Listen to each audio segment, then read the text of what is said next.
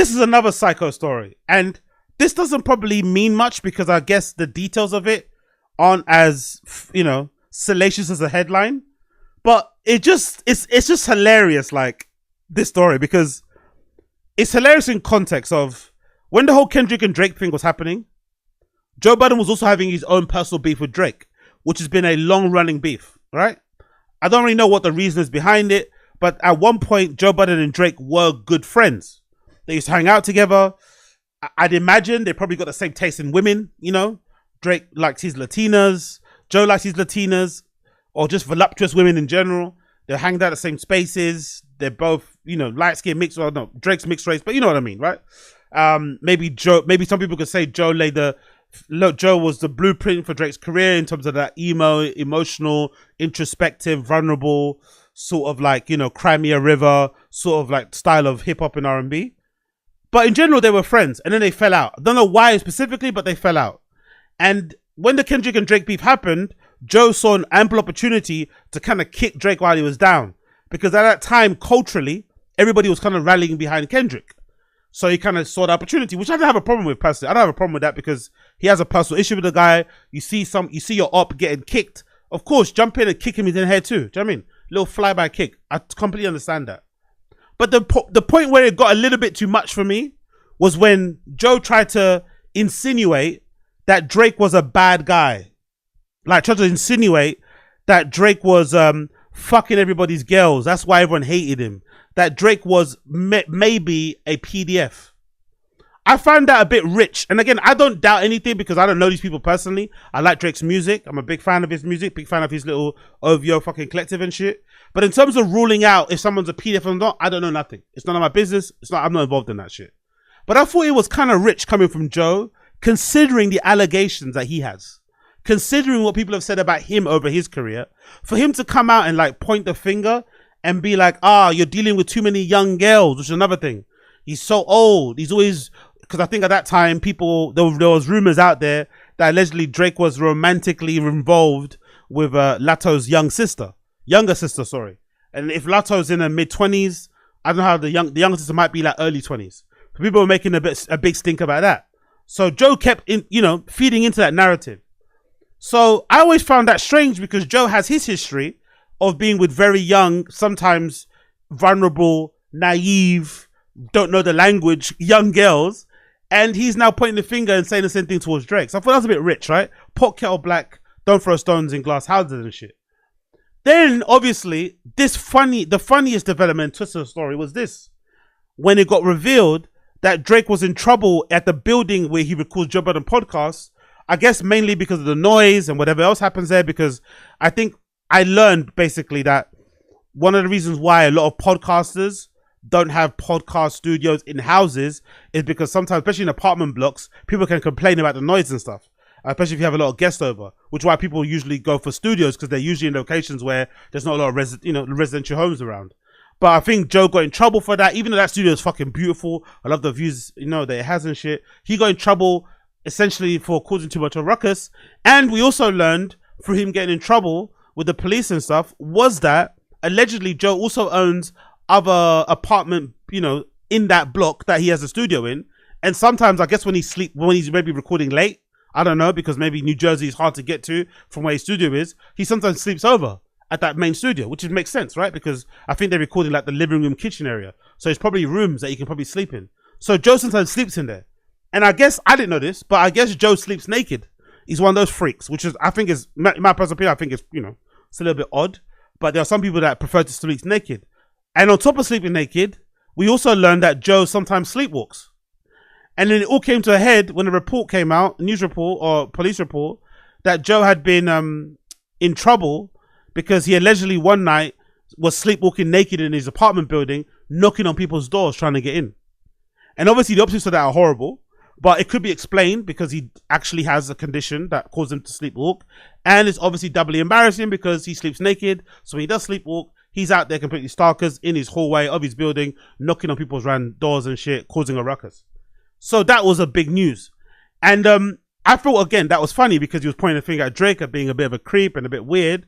But here's him doing the most weirdest thing ever. Well, there's another development. I think the actual court case got thrown out, This is a civil suit. And now we have the images from the from the cameras, the door cameras of these people's buildings that show Joe in the fucking camera, at the door knocking. Well, I guess maybe the residents weren't in and shit. Fucking incredible. It's an article from TMZ. He's now being sued in a civil lawsuit. Fucking incredible. Curse your TMZ. It says Joe Budden sued. Neighbours had enough. Nude streaking, weed smoking, podcast gotta go. I don't know why they got Melissa Ford's face in there. Maybe just to make it seem like she's the complaint. I don't really know why, but the weird that they have her face in there when she's not really linked to the story. But the article says as follows. Joe Budden is being dragged into court by two neighbours who claim he tried to enter their place while naked and has been causing a ruckus in the building with his podcasts. TMZ Hip Hop obtained a complaint filed by attorney Thomas Miriglano on behalf of John and Yulia Yaksoy, who claim Budden, his podcast host Melissa Ford, and the Condo Association have engaged in a campaign of intimidation and retribution after Aksoy has raised complaints about the disruption from Budden recording his highly rated podcast in the building. Now, Joe said at the time that this woman is a racist. That's why they were causing an issue. I don't know how much of that I believe. I'm not too sure. I don't know if it's just like rich uppity people who just don't like noise, who just like to have, they don't like noise. They just like to be like, certain thing. But even if it is racism, can you blame them based on some of his activities? Because this image of him in the fucking, what's it called? In that door camera thing is incredible because you could tell it's Joe straight away because of the scoliosis. You could tell how he stands. You could tell from the tattoos. You can tell from the massive, I wouldn't say it's a beer belly. It's mostly like a calamari, steak, cheesy fries, mac and cheese belly, That belly isn't full of beer. That belly's full of a lot of like medium rare steaks with fucking peppercorn sauce with a couple of nice sides, chunky fries, like that's a eating well. That's like, some really good restaurant level hot wings, maybe a chocolate cheesecake, a chocolate fondue, all these type of things you can tell from that particular picture there. But just imagine how scared you'd be, or how worried you'd be, how freaked out you'd be if you opened up your app and this is what you saw when someone rang your door. Because most likely those buildings are linked to your phone, right? They have cameras or door alert systems that are linked to your phone. So if somebody knocks, you can kind of open it where you're at or holler at them or speak to them while you're on the phone somewhere else. Just imagine how freaked out you'd be like, what? Who's this? And then imagine how gratifying or satisfying it must have felt for the neighbors who already have a beef with Joe when they saw on the video, like, hold on, that's the guy that we have beef with, innit? That's the guy that we fucking hate, who throws all the parties. That's the guy that's always recording podcasts like super late at night and everyone's screaming and shouting. It's no wonder that he gave them such a fucking layup. He gave them, it on a fucking silver platter. Absolutely crazy. But that image is so funny because you can just tell straight away from that scoliosis that that's fucking Joe Budden. Joe and Juliana both claimed they confronted Budden. No, John and Juliana both had claimed that they confronted Joe Budden about the excessive noise from the podcast and complained about Budden and co-smoking weed in the condo's common area, leaving ashes on the property and creating hazardous health situation for their young daughter. Yeah, you see, that's what I don't like. That's what I don't like. You're allowed to be like 100% niggery. You're allowed to do all those niggery things, but surely like just clean up around yourself, innit? It's not that difficult. Just clean up around yourself. Like if you're going to smoke, if you're going to do whatever, clean up the butts or whatever, or just put them in a fucking bin or something.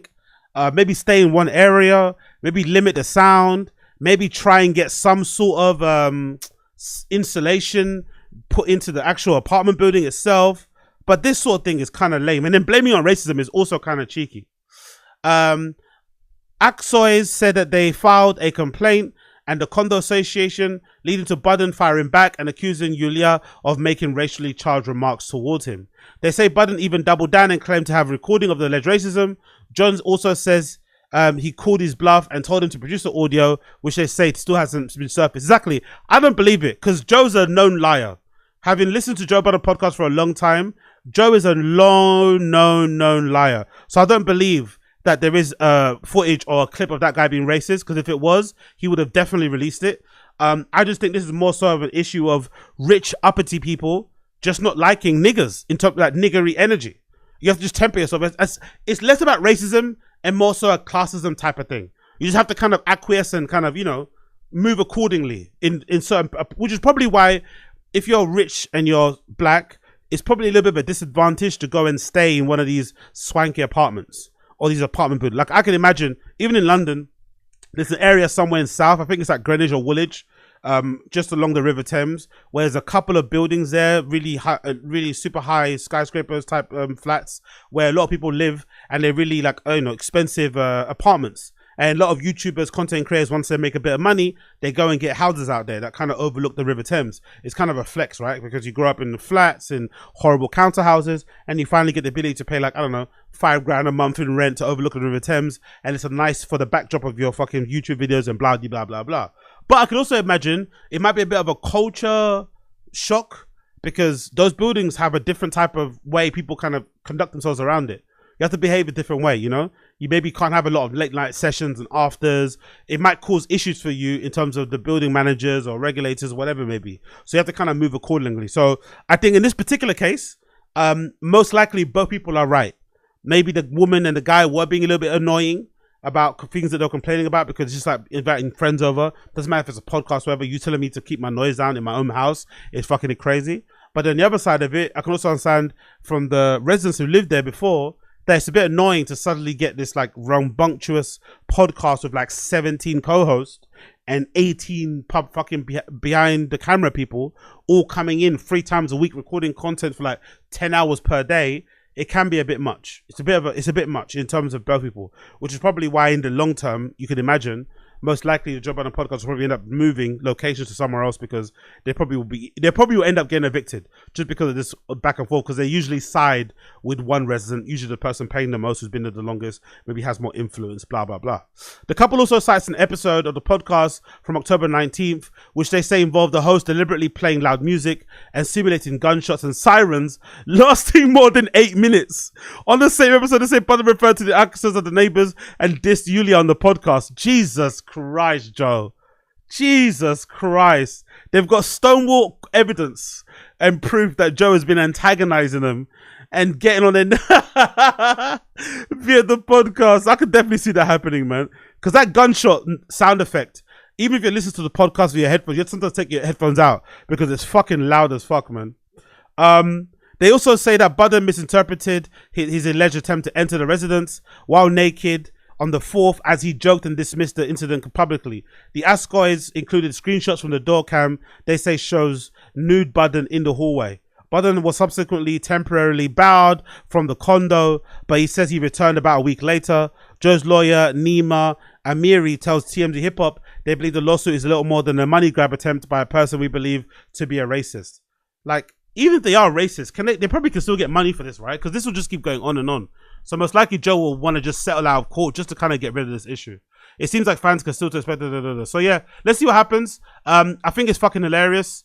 And I just think the timing is beautiful, considering that Joe was going at Drake for being a sex pest and for dealing with too many young girls and being a weirdo. But here's Joe doing the most weirdo thing ever. Number 1, sleeping naked as a man is weirdo shit. And number 2, sleeping naked while also knowing you have a sleepwalking condition is very, very weird and very sus. And I think it's kind of deserving because he was out here talking a lot of shit. So it's kind of deserving this has happened. But I also think maybe the lawsuit is a little bit frivolous. So let's see how it goes. Let's continue on.